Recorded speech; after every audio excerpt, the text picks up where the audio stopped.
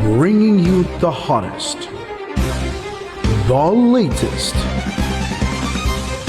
news and public affairs. Balita nga malapit sa pumuluyo, adlaw-adlaw. Daily News Central. Mayong adlaw mga ka-daily weather report subong adlaw sa Martes, Mayo 19.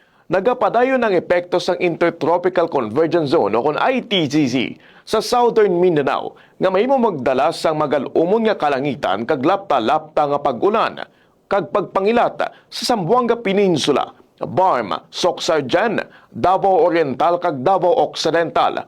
Suno sa forecast ang Pag-asa, posible ang pagbaha kag landslide bangod sa magkanay tubtub masko nga pag-ulan sa mga apektado nga lugar.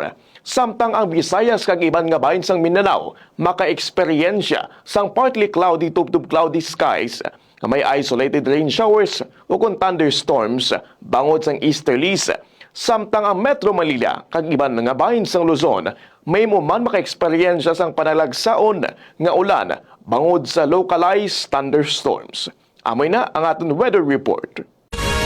Daily News Central.